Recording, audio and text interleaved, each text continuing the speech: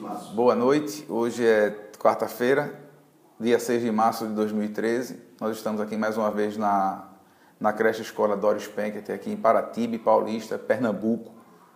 Hoje, na quarta-feira, no caráter especial, que nós nos encontramos aqui nas segundas. E hoje nós vamos fazer um estudo, e o tema do estudo é a situação política, econômica e social da Palestina no primeiro século, no século I depois de Cristo. Ou seja, nós vamos tentar, nesse curto espaço de tempo que nós temos aí, trazer para você um panorama do que foi e do que era aquele mundo do qual Jesus encontrou quando no seu ministério. Então, esse estudo é um estudo que, particularmente, eu acho de fundamental importância para que, quando você vai ler os evangelhos e ver os questionamentos de Jesus com os fariseus, com os grupos lá do qual questionavam ele, para que você tenha uma ideia da contundência e da profundidade da palavra. Tá certo? Esse estudo de hoje é um estudo baseado no estudo da professora, doutora Andréia Cristina Lopes Frazão da Silva. E para a grande maioria desse estudo eu vou fazer uma leitura do texto dela, que vocês vão encontrar, está disponível no nosso site www.grupofamiliadedeus.com.br. Vocês vão descendo lá, vai ter a publicação do estudo. E também no Facebook, www.facebook.com/Grupo Família de Deus. Se vocês tiverem alguma dificuldade, podem me contactar no Facebook, está lá, Luiz com Z, Carlos Belém, ou Rafael Páscoa, ou outro Gilson, ou qualquer um de nós aqui, tá bom? Então, gente, como eu falei no começo, o objetivo desse estudo é procurar reconstruir em linhas gerais como estava organizada a política, econômica e social e religiosamente também a Palestina no primeiro século, no momento em que Jesus nasceu e no momento, naquela época, naquela fase que o Novo Testamento foi escrito. Quanto mais a gente entender esses detalhes dessa situação, mais a gente vai compreender o impacto da mensagem de Jesus. Jesus, a contundência do que ele falava, o impacto que levava aquele povo a mensagem dele. Primeiro eu quero dizer para vocês uma situação geográfica, que a Palestina é uma área estreita situada entre a África, a Ásia, funcionando como uma espécie de ponte entre essas regiões. Com um território menor do que nosso estado do Espírito Santo, possui uma superfície de 34 mil quilômetros quadrados e cerca de 650 mil habitantes. Nela existiam outras divisões, encontravam-se divididas em áreas menores, como a Judéia, Samaria, Galiléia a oeste, Itureia ao norte, e Gualanítade, e Betaneia, Traconítide, Auranítide, Decápole e Pérea a leste e Idumé ao sul. Vamos centrar nas regiões situadas a oeste, já que a maior parte dos fatos referentes à vida de Jesus ocorreram nessa região. Primeiro vamos começar com relação ao quadro político e administrativo. A Palestina, durante as vidas de Jesus e de Paulo, foi governada principalmente pela dinastia herodiana. Contudo, este quadro não é tão simples, já que esta região estava subdividida em outras que neste período possuíam formas de governo e administração distintas. Em 63 a.C., Roma conquistou a Palestina, aproveitando a fragilidade da dinastia Asmoneia em crises internas. Hircano, um dos descendentes de Simão Macabeu, foi recolocado ao trono por Júlio César, que institui a Antíparo, ou Antíper, natural da Idumeia, como seu procurador. Foi um dos filhos de Antíparo, Herodes, que acabou por fundar a nova dinastia judaica e a dos Herodianos, e manter a região independente por mais algum tempo. Herodes governou entre 37 a 4 a.C. os territórios da Judéia, Samaria, Idumeia, Galiléia e Pérea. Estas áreas foram divididas entre seus filhos após sua morte. Herodes Arquelau herdou a Judéia, Samaria e a Idumeia, que governou até 4 depois de Cristo. E Herodes Antipas, a região da Galiléia e Pérea, de 4 antes de Cristo a 39 depois de Cristo. Este último é, dentre os soberanos herodianos, o mais citado no Novo Testamento. Eu quero dizer para vocês que todas essas citações estão aqui no estudo, está lá no site. Se você quiser saber quais são as citações, vai estar lá no site. De 6 até 41 depois de Cristo, a Judéia, Samaria e a Idumeia passaram a ser administradas diretamente por procuradores romanos. Agripa I, primeiro, neto de Herodes, governou esta região entre 41 e 44 depois de Cristo. Após este período, a administração voltou para as mãos dos procuradores romanos. Então você vê que existe uma mudança, uma época entrava um, uma época entrava outro, era algo que não existia um padrão uniforme durante todo esse tempo, né? A influência do Império Romano na gestão daquela região modificava. Os procuradores, esses procuradores, eram funcionários diretamente ligados ao imperador romano. Sob este título, eram denominados diversos funcionários que possuíam atribuições diferentes. Eles provinham da ordem equestre ou dos cavaleiros e eram remunerados. Os procuradores palestinos estavam subordinados ao governador da Síria. Entretanto, como representante direto do imperador, detinham poderes civis, militares e jurídicos. Eles residiam em Cesareia, mas em épocas de festa religiosa se transferiu para Jerusalém, né? Aí você já começa a se lembrar daquela passagem de Jesus, quando na crucificação de Jesus, Jerusalém estava em festa. Então, as autoridades da região estavam em Jerusalém. E isso é porque, essa preocupação também de dar esse estudo, gente, é porque a nossa mente é formatada por o nosso governador, nosso prefeito, o vereador, o deputado estadual, o deputado federal, o presidente da República. Na nossa mente, a nossa organização política funciona desse jeito. Então, é necessário que eu faça essas abordagens para a gente entender que não era, tinha algumas diferenças. Tinha um poder externo tomando conta de um Estado que era dominado por outro Estado. Então, é interessante que a gente aborde isso. Faz importante ressaltar que as questões internas, isso é bom observar, da comunidade judaica, contudo, mesmo sobre a administração romana, eram resolvidas pelo Sinédrio. Os problemas que foram relacionados ao povo judeu, que não iam de encontro às questões da lei de Roma, eram resolvidos pelo Sinédrio. Aquelas questões que você vê, a observância da lei do sábado, aquela coisa toda. Com o transcorrer do estudo, vocês vão ter uma ideia maior. E o Sinédrio era um tribunal presidido pelo sumo sacerdote e formado por 71 membros, anciãos, sumos sacerdotes depostos, sacerdotes do partido dos saduceus e escribas fariseus. E o Sinédrio tinha sede em Jerusalém. E provavelmente instituído ainda no século 3 a.C. No século 1 depois de Cristo, possuíam atribuições jurídicas, como julgavam os crimes contra a lei mosaica, fixavam a doutrina e controlavam todos os aspectos da vida religiosa. Em todas as cidades e vilas da Palestina também existiam pequenos sinédrios, formados por 3 membros que cuidavam de questões locais. Esse eu vou dar referência, porque essa questão que eu estou falando aqui, ela encontra-se narrada no Evangelho de Mateus, no capítulo 5, o versículo de número 25. Então, ainda que Roma tenha procurado manter as escrituras locais anteriores à conquista e tenha respeitado a idiosincrasia judaica no tocante a diversos aspectos, a denominação romana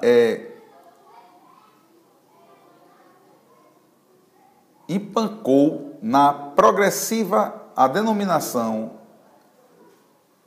israelita empancou na progressiva romanização e essa palavra complicou, Rafa, netenização e na cobrança de inúmeros impostos diretos e indiretos, ou seja, ainda que Roma tenha procurado manter as estruturas locais anteriores à conquista e tenha respeitado a idiosincrasia judaica no tocante a diversos aspectos, a denominação romana implicou na progressiva romanização e helenização e na cobrança de inúmeros impostos diretos e indiretos, ou seja, a influência romana cada dia era maior em cima do povo israelita, esse povo que fazia parte dessa região.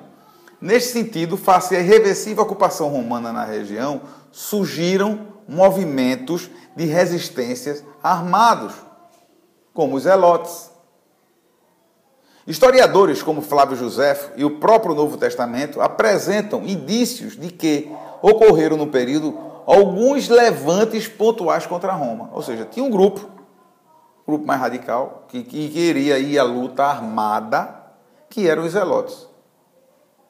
Inclusive, dentro do ministério de Jesus tinha um deles que era, alguém se lembra? O zelote. Esse zelote é o quê? A gente vai fazer o seguinte, eu estou falando sobre a questão organizacional, e depois eu vou entrar nos partidos. Então, os zelotes eram um partido que eram pessoas mais radicais e queriam luta armada. Eu vou chegar lá para dar uma abordagem melhor, né? Pouco a pouco, grandes parcelas da população foram mobilizadas contra o controle romano, o que resultou num embate militar que durou de 66 a 70 depois de Cristo, né? E é conhecido como Guerra Judaica. Foi no decurso dessa guerra que o Templo de Jerusalém foi novamente destruído e levaram que a política tolerante a Roma em relação aos judeus fosse revista. Nestes acontecimentos, marcaram profundamente a judeus e cristãos. Seu reflexo encontram nos textos neotestamentários e foram um fator decisivo no rompimento definitivo entre judeus e cristãos. Com a destruição do templo, cessaram os sacrifícios. O culto nas sinagogas ganharam importância, sendo dirigidos pelos rabis fariseus. A Judéia tornou-se província romana, na qual se encontravam 2 legiões estacionadas. Contudo, as revoltas não cessaram. Em 132, a Palestina torna-se palco da nova revolta, agora liderada pelo judeu Simão Bar Cosba. Esta insurreição resultou numa acentuada baixa demográfica na Palestina. Jerusalém foi destruída e reconstruída como colônia romana. Ou seja, ali foram fixados soldados aposentados de diversas origens. Os judeus foram proibidos de entrar na cidade. No local do templo foi construído o templo pagão. Pronto, essa aqui é a primeira parte do estudo. A gente está falando sobre o quadro político-administrativo. Vamos entrar agora falando sobre a economia.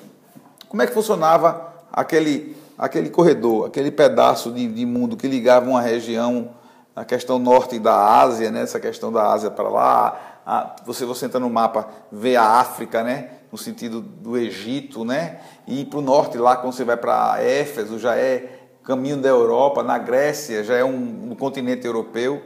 E aquela questão ali, aquela tripa de terra ali, aquele pedaço de terra ali, era um local de muito passante.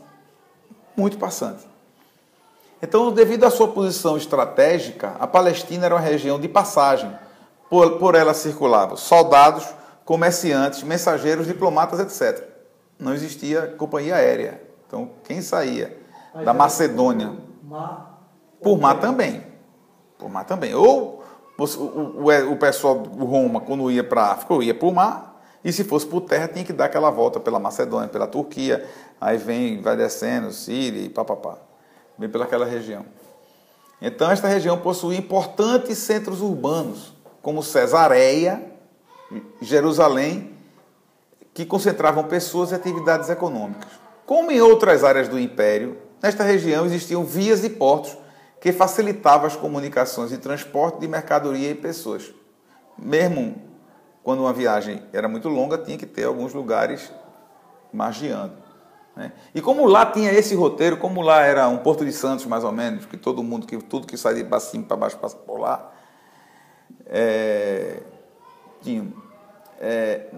existia na região uma incipiente manufatura, especializada na defumação ou salgação de peixe, construção, fiação e tecelagem, produção de artigos em couro, cerâmica, além de um artesanato de produtos de luxo, como perfumes e extração de tratamento de betume, substância utilizada na calafetagem dos navios.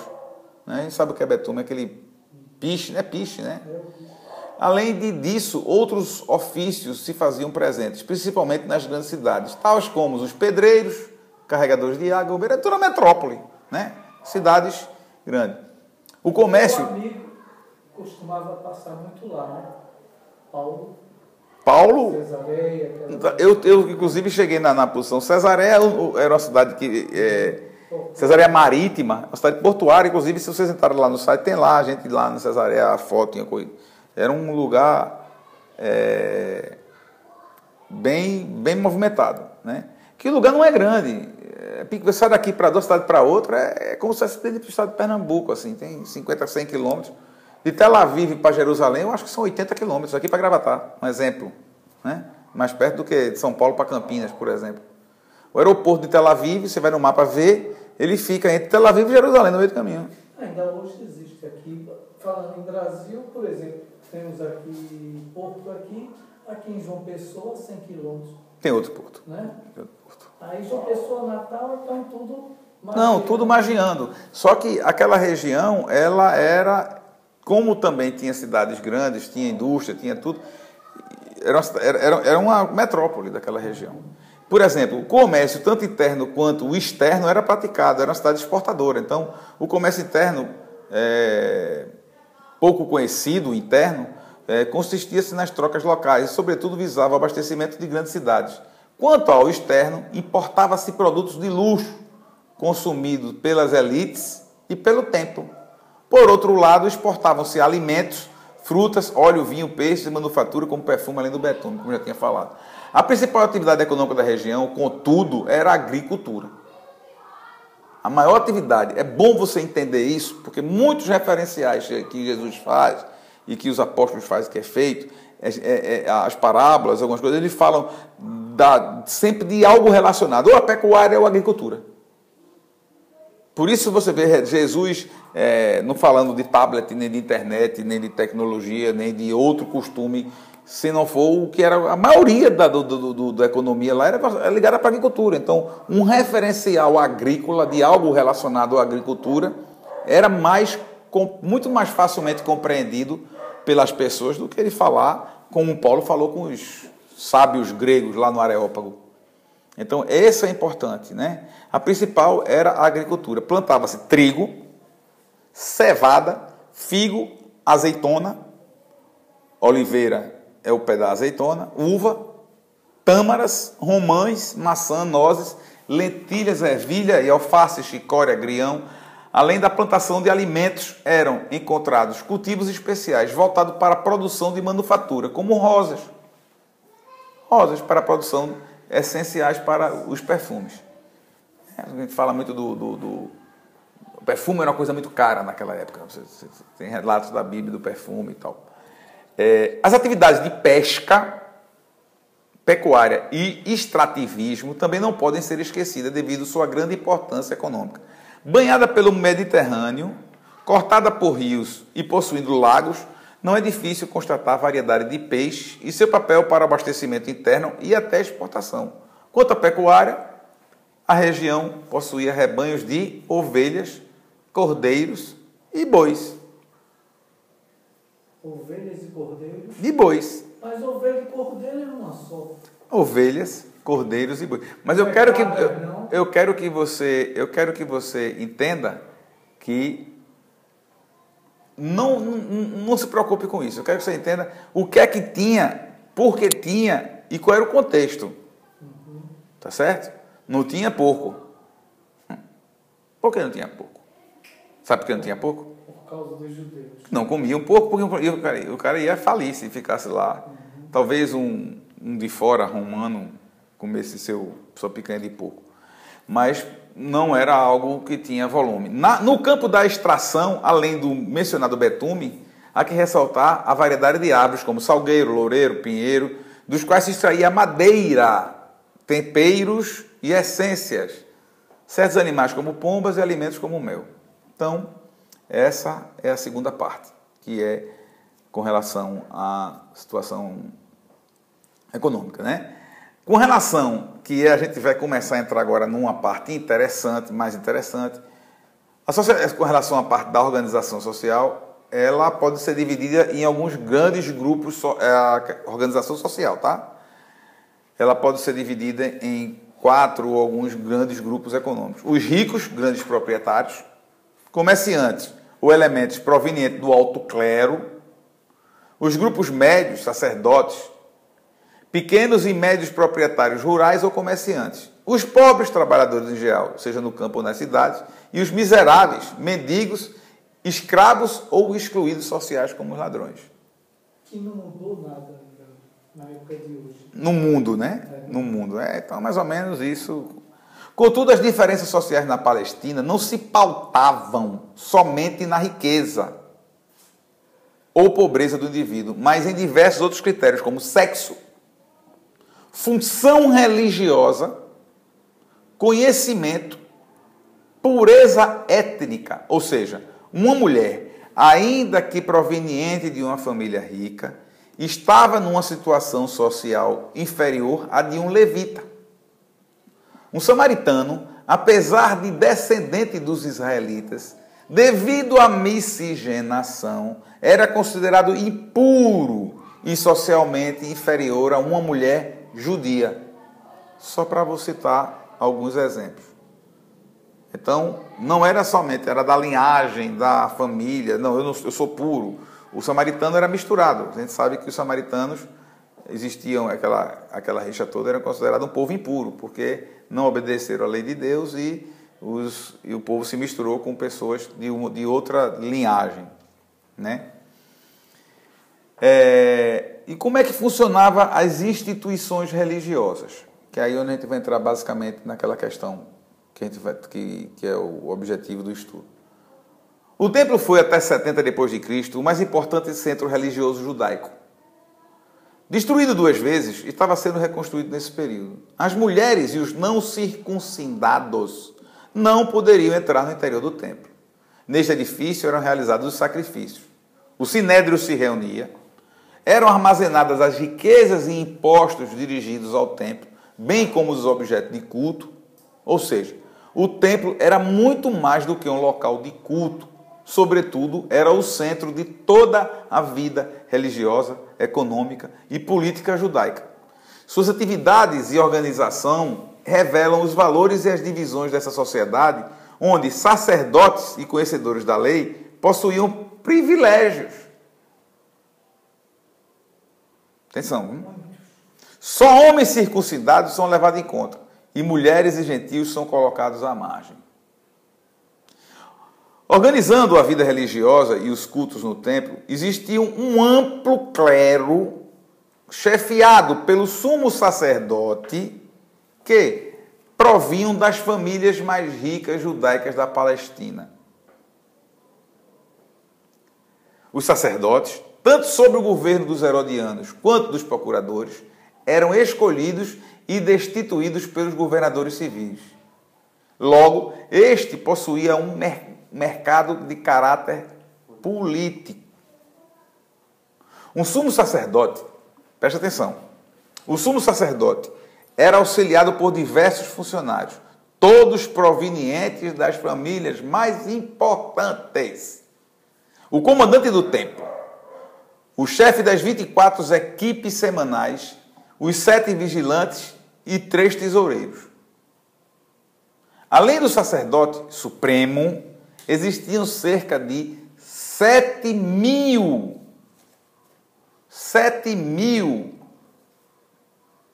outros sacerdotes, divididos em 24 equipes que se revezavam nos serviços do templo. Em média, cada sacerdote atuava 5 vezes por ano. Preste atenção no que eu estou dizendo aqui, viu, gente? Recebiam salário que provinha dos sacrifícios e do dízimo. A função sacerdotal era hereditária.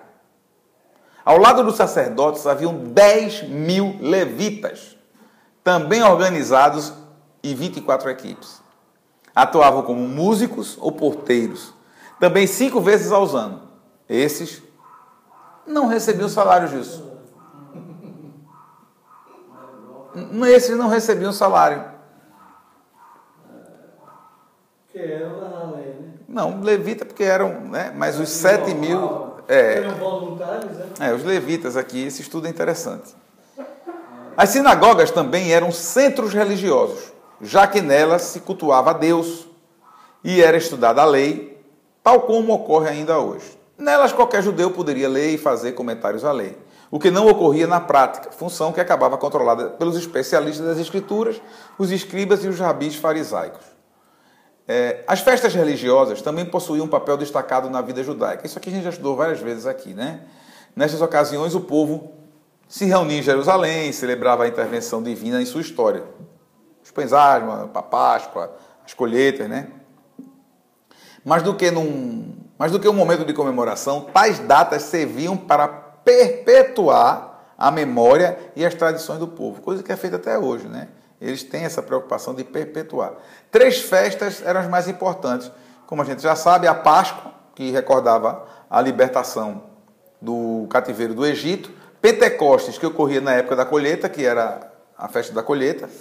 E recordava a aliança do Sinai também. E tendas, que festeja o próprio templo. Outras práticas religiosas judaicas, como no século I, eram a circuncisão, guarda do sábado, a oração cotidiana, realizada pela manhã e à tarde. Contudo, apesar de uma aparente unidade, o judaísmo estava subdividido em uma série de facções político-religiosas, que vamos apresentar agora. Então, esse povo judeu que tinha essa organização, que tinha esse sinédrio, essa organização com o sumo sacerdote, como a gente falou aqui, os 7 sacerdotes, eles estavam divididos.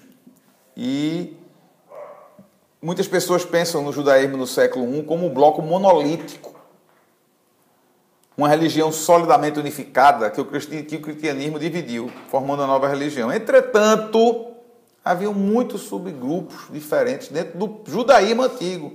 E o movimento de Jesus era, a princípio, só um deles. Assim, a separação do cristianismo do judaísmo não foi súbita, o que aconteceu gradualmente. Ou seja, a gente tem que entender que quando Jesus veio, a questão foi, Jesus não foi um grupo que se voltou contra o grupo que já existia. Existia um grupo grande, subdividido em vários grupos, e acreditava-se que Jesus era apenas mais um subgrupo que estava existindo dentro daquele sistema político que estava vigente naquele momento. O judaísmo, no tempo de Jesus, parecia muito com as divisões internas do cristianismo de hoje. Todos os judeus tinham certas crenças comuns e praticavam alguns aspectos da religião. Eram monoteístas, praticavam a lei de Moisés, circuncidavam-se, etc. Porém, os diferentes grupos judeus debatiam e discordavam entre si sobre muitos detalhes, tais como as expectativas sobre o Messias, os rituais e as leis de pureza, sobre como viver sobre a dominação estrangeira, ou seja, até a própria maneira de eles serem obedientes à dominação estrangeira do povo romano eram questões de divisões políticas dentro do grupo judaico da época. Agora vamos lá. Para entendermos o Novo Testamento mais completamente, especialmente como a vida de Jesus é apresentada nos Evangelhos, nós precisamos conhecer a verdade dos grupos judeus que existiam no primeiro século. Então, por exemplo, Flávio Joséfo, historiador judeu do primeiro século, descreve 3 grupos principais com suas filosofias ou modos de vida. 3 principais, que eram os fariseus, os famosos fariseus, saduceus e os essênios. Ele também menciona vários outros grupos políticos e revolucionários judeus ativos no primeiro século depois de Cristo, especialmente durante a primeira guerra contra Roma, que aconteceu de 66, como a gente falou, a 70 depois de Cristo. O Novo Testamento menciona os fariseus e saduceus, além de vários outros grupos, identificáveis a partir de pequenas menções. A Bíblia não tem uma preocupação de lhe explicar quem era o quê, né? Partindo disso, como a Bíblia não explica tão detalhadamente quem era o quê, a gente também está fazendo esse estudo para que a gente entenda. Ele menciona, certo? São estas informações que nos permitem reconstituir tais partidos políticos religiosos. A seguir, gente, nós vamos apresentar os principais grupos e as suas características. Primeiro, grupo que nós queremos abordar aqui. Os fariseus. Era um grupo ativo, numeroso e influente na Palestina desde o século II a.C. O termo fariseu provavelmente significa, em hebreu, separado, e se refere à observância rígida das leis e tradições por parte dos membros do grupo. Lucas 18, de 10 a 12. Seus líderes eram chamados de rabinos ou professores, tal como Gamaliel, que se dedicava a estudar e comentar as Escrituras, como está em Atos 5, 34 e o 22, 3. É importante vocês lembrarem que Paulo foi instruído aos pés de Gamaliel. E Gamaliel era considerado uma ou a maior autoridade a nível de conhecimento das leis daquela época. Ele era uma sumidade. Certo? Os fariseus aderiram e defendiam a observância rígida do sábado sagrado, dos rituais de pureza, do dízimo, das restrições alimentares, baseando-se nas escrituras hebraicas e nas tradições orais mais recentes. Ele não abria mão. Se opunham à romanização e à helenização. Seus maiores rivais políticos e religiosos foram durante muito tempo os saduceus, principalmente devido à postura pró-Roma deste grupo. Ou seja, já dá para entender que se há uma rixa ou uma questão contra os saduceus, de ver que provavelmente, a gente vai ver a seguir, mas provavelmente os saduceus mantinham uma política de bom relacionamento com Roma. Esta rivalidade, contudo, não os impediu de unir-se em alguns momentos em que os objetivos se faziam-se comuns. Em sua maioria, os fariseus eram leigos, ainda que dentre eles fossem encontrados alguns levitas e membros do Sinédrio. Consideravam-se sucessores de Esdras e dos primeiros escribas. Eram frequentadores das sinagogas e buscavam divulgar a interpretação da lei escrita e oral. Em contraste com os saduceus, os fariseus acreditavam na ressurreição dos mortos, no livre-arbítrio dos homens. Aí vai começar para a questão de calvinismo, arminiano. Vamos lá. Do livre-arbítrio do livre-arbítrio do homem, na onipresença de Deus, no papel da lei como um freio para os impulsos negativos dos homens. Os evangelhos os retratam como os principais oponentes de Jesus e que teria conspirado junto com os herodianos para matá-lo. Por outro lado, Jesus dirige algumas críticas severas contra a hipocrisia e cegueira dos fariseus. Contudo, em termos teológicos, cristãos e fariseus concordavam em alguns aspectos, o que explica o grande número de fariseus que acabaram por se converter e se tornarem cristãos. Atos 15, 5. Paulo, antes de se converter ao cristianismo, era um fariseu. Mesmo após a guerra judaica, os fariseus permaneceram ativos como dentre as seitas de então. Não foi eliminado, dentre as seitas de então, não foi eliminado, passou a dirigir o judaísmo e a rivalizar com os cristãos. Então essa era mais ou menos o perfil dos fariseus, né? Ele tinha essa questão do entendimento da ressurreição, né? Eram mais radicais contra a influência do povo romano sobre o povo judeu, né? Mas, de uma certa forma, eles tinham algum pensamento muito parecido com Jesus, e vocês veem facilmente muitos fariseus que se converteram, e vão ver também alguns problemas causados por esses fariseus terem se convertido e, mesmo aceitando Cristo como Messias e como Senhor, querendo imputar dentro do povo judeu, alguns dos judeus fariseus, os hábitos e costumes do povo, mesmo para os gentios. que é um grande conflito, gente. Eu queria dar um clipinho aqui. A gente vai ver muito conflito no livro de Atos e nas cartas, a partir do ministério de Jesus, da sequência, quando os judeus, judeus eram convertidos e gentios eram convertidos, os judeus exigirem que os gentios se convertessem também ao judaísmo. Não o judaísmo como hábitos e costumes, guardar o sábado, ser circuncidado, a questão da alimentação, do sexo, da impureza sexual e dos animais sufocados. A gente vê muito isso no capítulo 15 do livro de Atos, inclusive o primeiro concílio houve, devido a esse problema que foi feito. O segundo grupo que a gente vai tratar agora aqui são os saduceus, que eram outro grupo prominente dos judeus da Palestina, entre os séculos 2 a.C. e o século 1 depois de Cristo.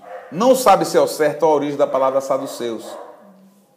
Alguns creem que vem do hebreu sadikim, que significa íntegro, ou derivado de Zadok, o nome mais importante do sacerdote do reinado de Davi.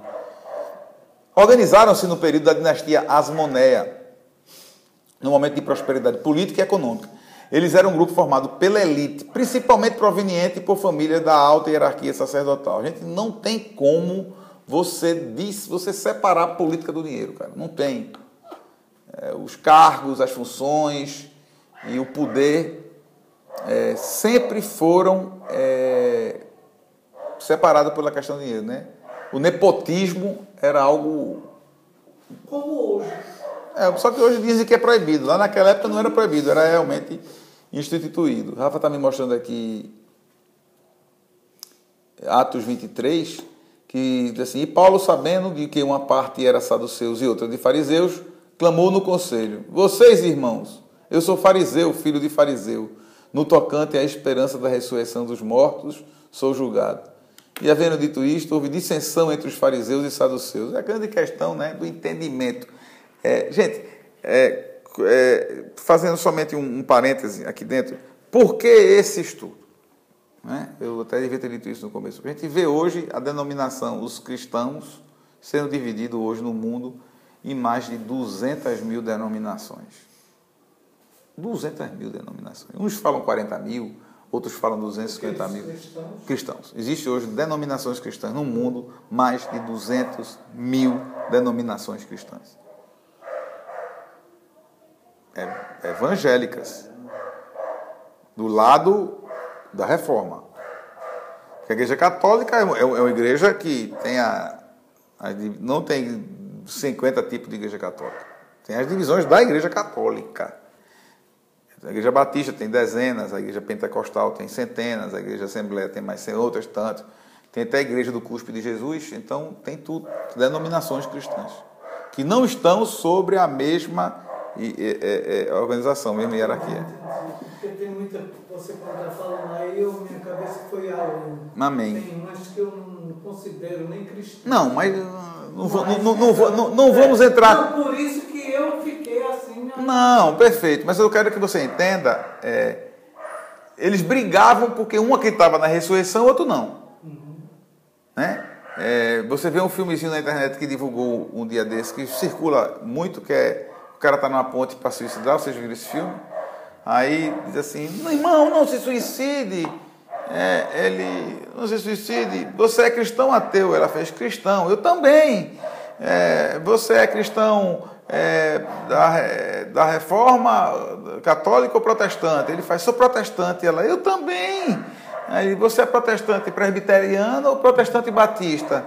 Aí ela: protestante batista. Eu também. Você é protestante batista da Igreja Batista Renovada ou da Igreja Batista Tradicional? Ou ela: renovada. Ela: eu também, irmão. Aí: você é travestante da Igreja Batista Renovada Tradicional da Convenção de 1938 ou da Convenção da Igreja Batista Tradicional Renovada de 1949? Aí ele: de 38. Ela: morra. Porque ela era de 49.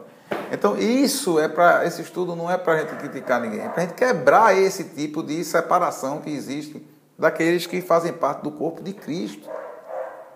Essa aqui é isso aqui. Então, quando Jesus chegou aqui nesse mundo, eu estou falando do mundo que Jesus chegou e encontrou com as questões políticas, as questões dos mensalões, pequenos salários que os sacerdotes, o cara ganhava dinheiro para estar ali, meu amigo. Não, esse cara está chegando aí com papo, sei lá, dizendo que César não é o rei. Aí os saduceus diziam, poxa, a gente tem uma política de bom relacionamento lá com Roma, né? Aí os fariseus, não, peraí, que é isso? Como é que ele não é mais o rei? E porque ele também não está querendo que obedecer o povo aqui? Porque ele está dia de sábado aí curando gente aí? Não pode. Dia de sábado não pode curar ninguém, não. Eu posso tirar a minha vaca do brejo, porque minha vaca é mais importante do que o irmão. Ou não é? É isso que Jesus questiona, gente. São valores. Jesus, ele não está questionando questões de doutrinas de igreja. Ele está questionando questão de comportamento humano. Você está dando mais valor a uma coisa do que outra.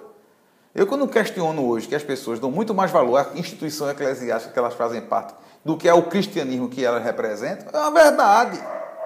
Tem cara de igreja que não fala com cara porque faz parte de uma outra igreja, meu irmão.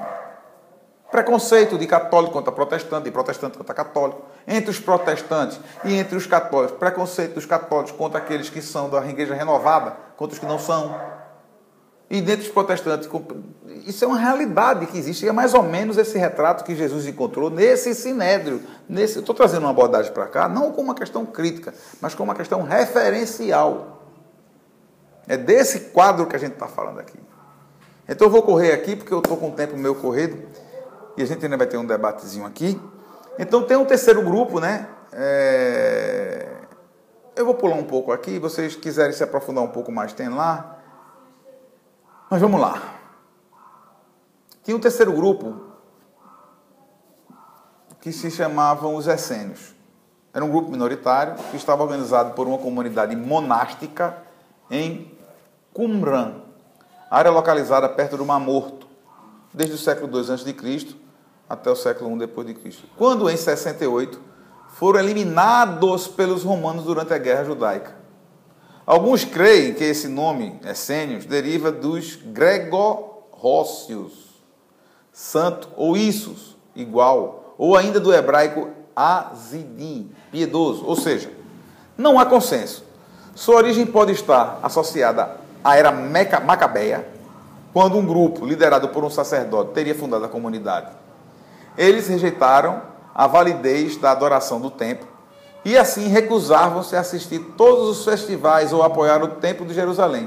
Eles consideraram os sacerdotes de Jerusalém ilegítimos, desde que não fossem zadoquites, ou seja, descendentes de Zadok, dos quais eles próprios se viam como descendentes. Então, era um grupo que, não, mas só pode ser se for daquela linhagem, do Zadok e tal. Eles viviam em regime comunitário, com exigências rígidas, regras e rituais. Provavelmente também praticavam o celibato. Esperaram que Deus enviasse um grande profeta e 2 messias diferentes, um rei e um sacerdote. O objetivo dos essênios era manter-se puros e observar a lei. Praticavam um culto espiritualizado e sem sacrifício. E possuíam uma teologia de caráter escatológico. Não vou entrar muito nos essênios, não. Também tinha os herodianos, que eram formados por uma facção que apoiou o governo da família dos Herodianos, especialmente durante o reinado de Herodes Antipas, que governou a Galiléia durante as vidas de João Batista e de Jesus. Herodes, o que a gente está falando aqui, você sabe muito bem que era um rei, gostava muito de fazer farra e traçar todo mundo que ele queria traçar, sua mulher, cunhada, sobrinha, aquela coisa toda, que a gente já estudou aqui. No Novo Testamento são mencionados só 2 vezes, em Marcos e uma vez em Mateus. Em Marcos 3:3-6, como já assinalamos, eles conspiravam com os fariseus para matar a Jesus, quando este iniciava o seu ministério na Galiléia. Eles figuraram novamente unidos com os fariseus, então a gente sabe que na Bíblia tem algumas referências onde eles e os fariseus se encontravam na calada da noite para fazer algo contra Jesus. Então, é esse grupo dos herodianos junto com os fariseus que supõe que foi uma organização feita para que se juntaram para matar Jesus, porque o que Jesus falava ia de encontro aos interesses desse grupo. Também tinha os zelotes, do qual que eu fiquei de falar, que é o último grupo, penúltimo, que são um grupo religioso marcado pelo caráter militarista e revolucionário que se organizou no 1º século depois de Cristo, opondo-se à ocupação romana em Israel. Também foram conhecidos como sicários, devido ao punhal que levava escondido e com o qual atacava os inimigos. Os caras eram do cacete mesmo, os caras iam pro pau, andavam com punhal, sicários. Vai ver isso falando a mim. Sicário é porque eles andavam com punhal escondido, para poder partir para cima dos caras. Seus adeptos provinham das camadas mais pobres da sociedade. A princípio foram confundidos com ladrões. Atuaram primeiro na Galiléia, mas durante a guerra judaica tiveram um papel ativo na Judéia. Os zelotes se recusavam a conhecer o domínio do Império Romano. Respeitavam o templo e a lei, opunham-se ao helenismo, professavam um messianismo radical e só acreditavam em um governo teocrático ocupado por judeus. Viam na luta armada o único caminho para enfrentar os inimigos e acelerar a instauração do reino de Deus. Além de discípulos de Jesus, um dos discípulos de Jesus é chamado de Simão, o Zelote, Lucas 6,15 e Atos 1,3. Alguns autores apontam que ele poderia ter pertencido a um grupo revolucionário antes de unir a Jesus, mas no sentido mais provável era de zeloso, por sua acepção mais antiga. Gente, existiam outros grupos, né? Não eram só esses grupos, existiam outros grupos políticos, religiosos. Os levitas, como vimos no capítulo anterior, e outros, né? Quando Jesus Cristo iniciou sua pregação, foi visto... Esse levita vem de Levi. Da tribo de Levi. Sim. Quando Jesus Cristo iniciou sua pregação, e eles tinham a característica... Os levitas eram um grupo, como eu falei antes, que oriundo da tribo de Levi, mas aqui os levitas eram aqueles que eram pessoas que eram separados para ajudar no templo. Eram serviços, ao serviço. Né? Quando Jesus Cristo ensinou sua pregação, foi visto com mais de um dentre os diversos grupos que já possuíram interpretações próprias da lei. Contudo, a mensagem de Cristo mostrou-se revolucionária, chegando a formar uma nova religião. Jesus soube colocar o homem acima da lei e das tradições e proclamou que qualquer mudança só poderia se iniciar a partir do coração do homem, que pela fé em seu sacrifício salvador era restaurado. Então, gente, para a gente concluir essa parte textual que eu estou falando aqui, para a gente ter esse entendimento desse cenário do qual Jesus chegou, a Palestina do século era um grande mosaico de povos e costumes, né? Dominados por Roma, os judeus, maioria da população, acabaram por revoltarem-se, o que redundou no efetivo domínio romano, né? Acabou, aí foi o que ferrou mesmo. Área produtiva, a maior riqueza da região, no entanto, era a sua privilegiada posição estratégica. Cada vez mais influenciada pela cultura romano-helenista, o judaísmo resistia, mantendo suas práticas e instituições, mesmo que excluindo alguns grupos. No final do século I, com a guerra judaica e a extinção da grande maioria das seitas judaicas, o judaísmo acabou por gerar uma religião autônoma, o cristianismo, e a passar por um processo de cristalização.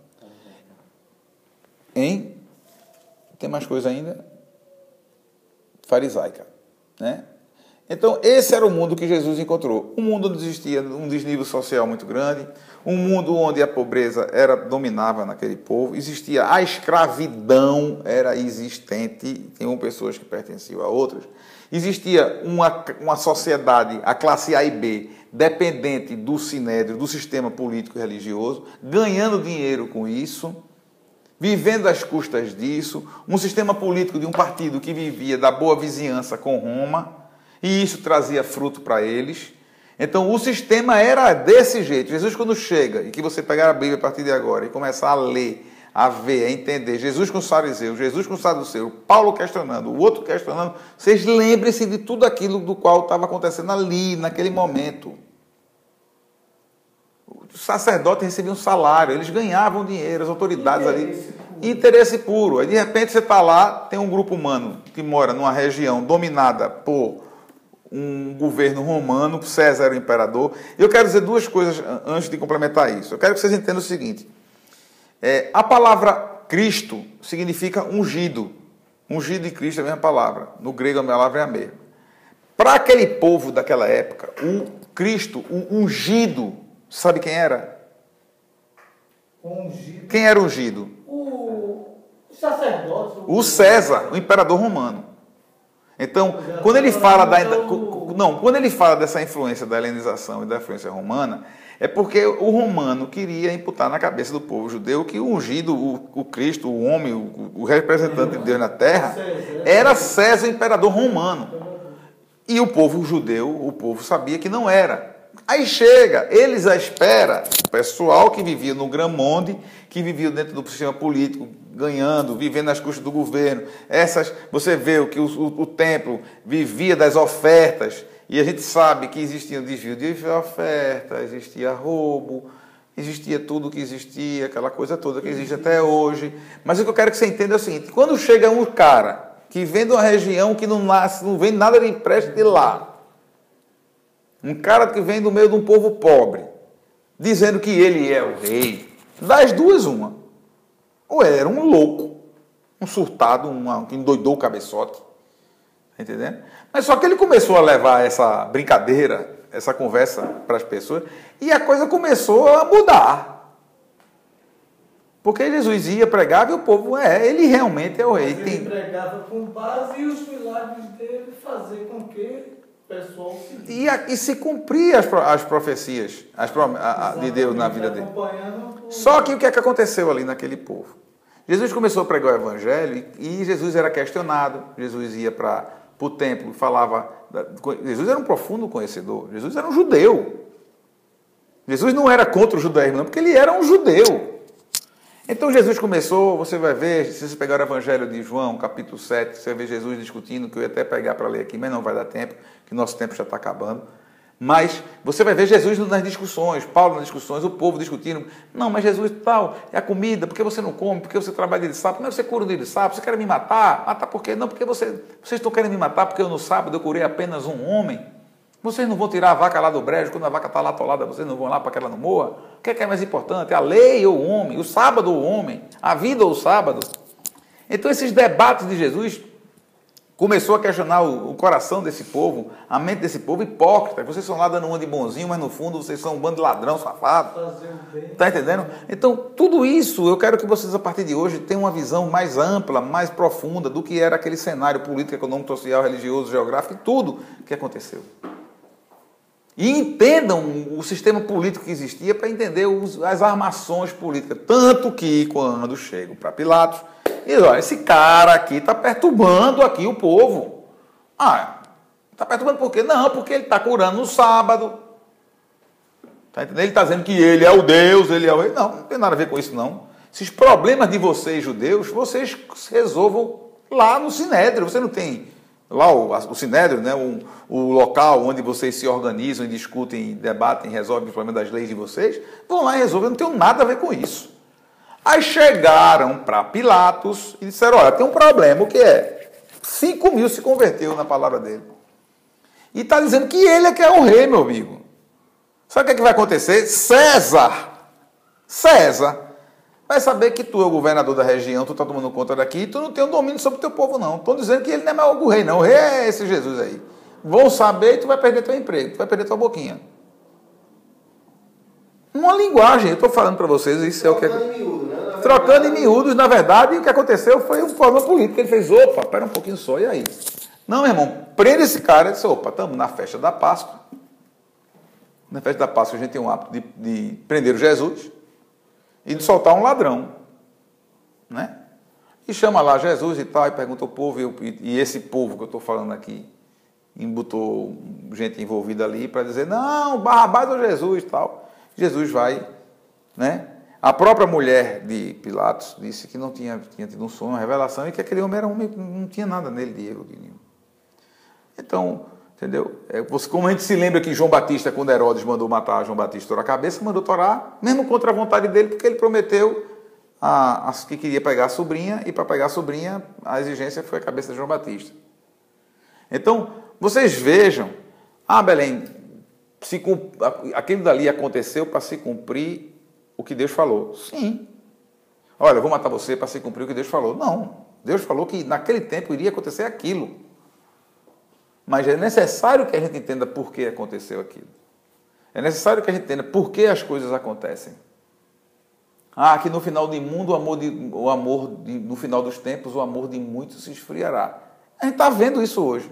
Nunca se teve tanta gente indo para as igrejas no Brasil e nunca se teve tanta gente indo para as igrejas sem amar no Brasil. Sem amar. Sem amar. Sem amar. Porque amar é cuidar das pessoas, amar é dedicar-se às pessoas, amar é isso que a gente está pregando aqui. É verdade. Amar é cuidar no cara. Se eu sou de um time, você é de outro. Se eu sou de uma religião, você é de outro. Se eu sou de um país, você é de outro. Nada disso impede para que eu lhe ame.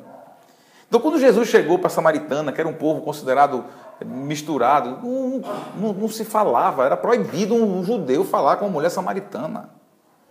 E é tanto que tem até uma passagem que esse povo, quando ia atravessar Samaria, tinha que passar de costa, né? Tinha que passar numa posição que não avistasse Samaria, não sei como era, uma coisa assim, né? E Jesus, ele quando está lá discutindo, e quando ele está batendo, ele questiona os caras. Vocês conhecem a lei, mas não sabem. Vocês têm a lei na mão, vocês estão vendo aqui, mas vocês não entenderam a lei. Vocês não entenderam a lei. Esse era o debate de Jesus. Jesus não descumpriu nenhuma lei. Na hora que ele dia de sábado ele vai e cura alguém, ele não está descumprindo a lei.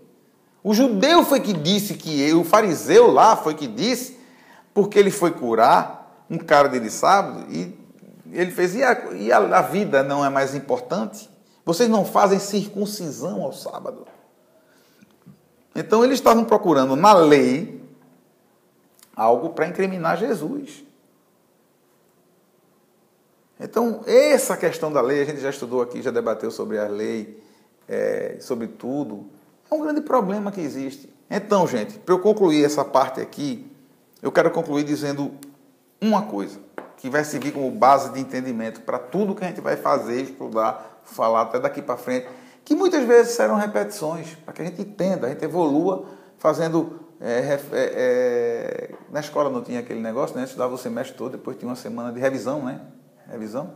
Então é o seguinte, gente, se você não entender que a Bíblia é um livro onde tem 4 evangelhos, que são 4 livros que narram nascimento, vida, paixão, morte, ressurreição e ascensão de Jesus, narrado por Mateus, Marcos, Lucas e João, que mostram, contam, dizem, narram o ministério de Jesus Cristo, daquilo que eles puderam escrever naqueles livros, que cabem naqueles livros, do qual eles participaram ou contaram para eles.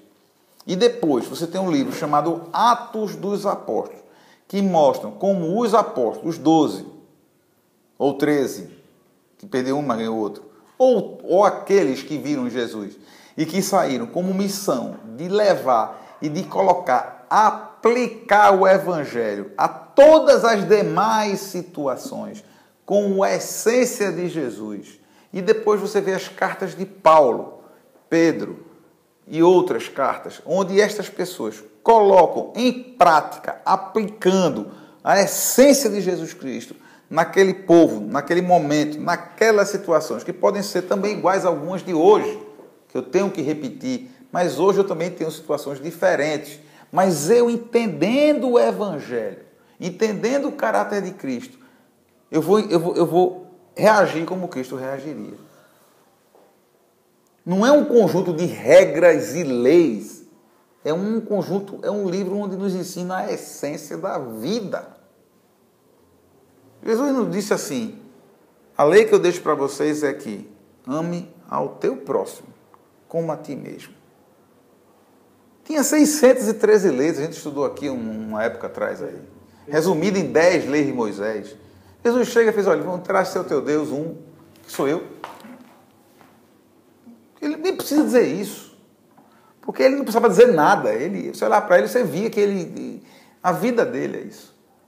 Se você não entende que Jesus é Deus, gente, Jesus é Deus. Se você não acha, não assista esse filme. Se tem alguma dúvida, vá assistir um programa no Discovery Canal. Jesus é Deus. E o Verbo se fez carne e habitou no meio de nós. Jesus é o verbo encarnado, é Deus entre nós, Deus aqui na terra. Não vem de onde fariseu, saduceu, zelote, lelenita, não tem. Se você pensa que Jesus é um ser evoluído, um dos deuses, você está fora do que a gente está falando aqui, que a gente vai falar aqui a vida toda. Jesus é Deus. Jesus já existia antes, Jesus já existia aqui, antes de Gênesis, e aqui. Ele não cabe aqui. Ele aqui tem uma síntese, um resumo, um trailer do que foi o ministério de Jesus na Terra. Minha vida não cabe, se for narrada aqui, não vai caber aqui, a minha, quanto mais de Jesus. Então, Jesus é Deus. E o verbo se fez carne e habitou entre nós. Tudo aconteceu, foi para se cumprir as profecias. Amém. Amém. Mas eu não quero seguir as leis, nem os fariseus, nem as profecias. O objetivo da gente é seguir Jesus, seguir Deus. Que o caráter de Deus, que os ensinamentos de Deus, que toda a forma como ele entendeu, viveu, lutou, interpretou, absorveu, sentiu, reagiu, seja minha. Seja nossa aqui. Que ao invés de estar separando Zelote de Herodita, de não sei o quê, de fulano, de Beltrano, de samaritano, Jesus, se estivesse aqui hoje, saindo daqui, chegasse ali na esquina, tivesse um travesti no meio da rua ali, ele ia chegar, ia abraçar, ia cuidar, ia convidá-lo, ia dizer assim, vem comigo, e se o travesti fosse, ia ser tão bem recebido quanto você.